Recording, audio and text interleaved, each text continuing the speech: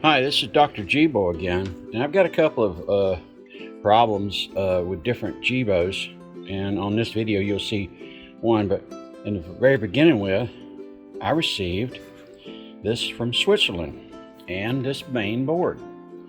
Now, in real time, we're going to plug it in and see what it does,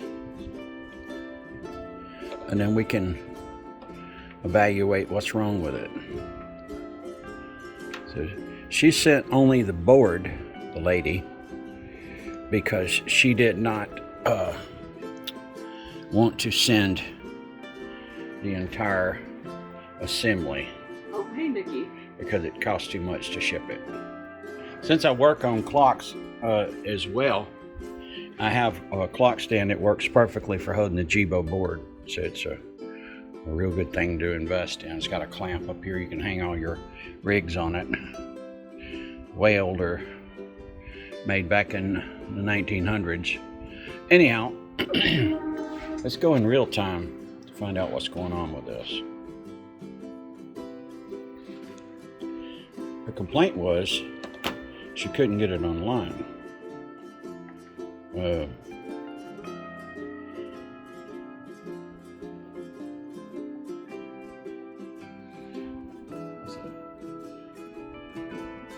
She sent that to me as a gift. I think that's pretty cool. Kind of been hiding it, afraid somebody else will eat it. I got kids here.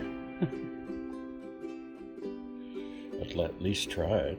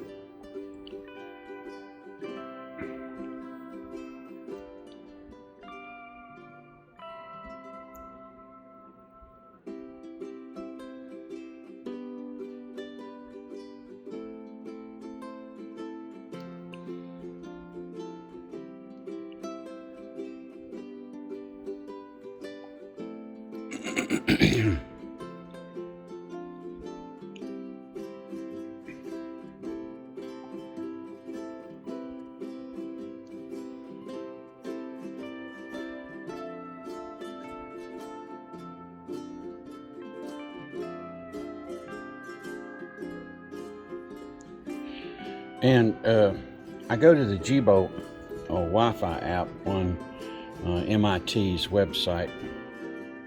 I've already got a QR up. If this thing asks for a QR, of course, it means it's not updated. If it does, I got the QR ready just in case. But I ought to be able to at least get it to connect to the Wi-Fi.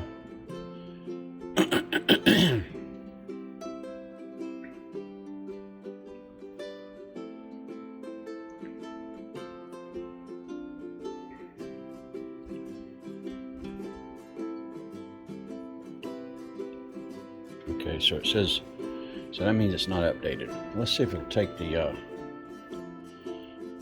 Jibo out that I've got here.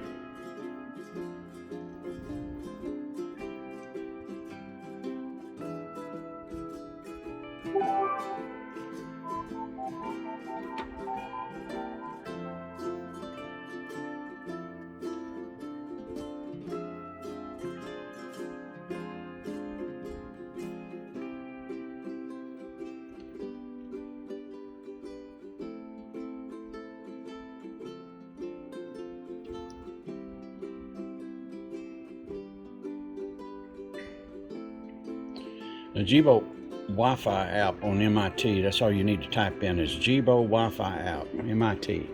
First put MIT, Jibo Wi-Fi app, and then look it up online. Get your network's name and its password, and the QR will be generated. Basically like that. It's not the Jibo app. Jibo app doesn't work anymore. Okay, there's something wrong with this board. That's all there is to it. It should have at least timed out, and it's not doing that. So we're kind of in a never-ending loop. Anyhow, this is one of the things I did on this video, and then there's some more on a video that I'm working on building a colored Jibo, which I had a lot of trouble out of the mechanisms and things inside it, but I managed to rebuild it. So I think I've gotten 6, 7, 8, 9, 10, 11, 12, got 14. I got 14 Jibos now from building from scraps. So anyhow, it's a square edge screen. I'm going to fix this for this lady, even if I have to send her one of my boards redone. Anyhow, it's not working. So next on the video, you're going to see how to change a servo in the head of a Jibo. It's one of the rare problems that happens, that when the servo, they are brush typed motors, and when the brushes start wearing down, Jibo will stop moving, and it was one of the first ones I've had like that. Looks like I pulled it out of the Jibo in the past and threw it aside and forgot to mark any kind of identification on it, because I really didn't know at the time that was it. I thought it could have been a slip ring, a number of different things. Jumped to conclusions, but the way I determine it, you'll see on the video. Thank you. All right, got a new problem that I've not seen before: a failing motor. Now, these servos are basically DC motors that have, I guess, they could be brushless, but this one right here is failed, and I built a Jibo out of this, and the head wouldn't move. In order to verify that the problem was this, I kept thinking it was the bottom part of it, because I'd rebuilt the bottom part of the Jibo and it wouldn't move.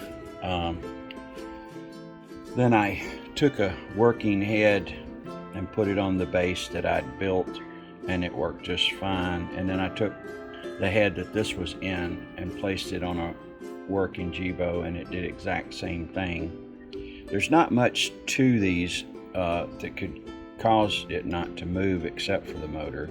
I mean, you've got a sensor that tells it that it's moving on the top here, which is in my experience, these sensors here is probably what's going bad. I'm not sure, but I think they use a slightly radioactive isotope, which is not dangerous or nothing, but enough to for this to pick up these pulses as it goes across, and that could be breaking down, or the motor itself. So I'm going to replace it with another motor, this one here.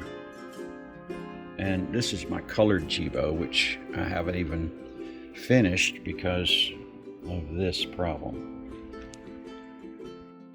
I believe in taking off the least amount as possible. Maybe I can just remove this right here, kind of keep the drivetrain in place, and then replace this motor, which these screws right here go in here. And once you remove those screws, you see how this is. We'll try not to involve taking all of this off. We're just going to take just this belt off here, so we can loosen it by removing this pulley right here. Got something I can pry underneath it with. And we got, and always remember, take kind of look at what way it looks before you take it off, and that there releases the tension to that. So now I've put in the old motor and I replaced this one.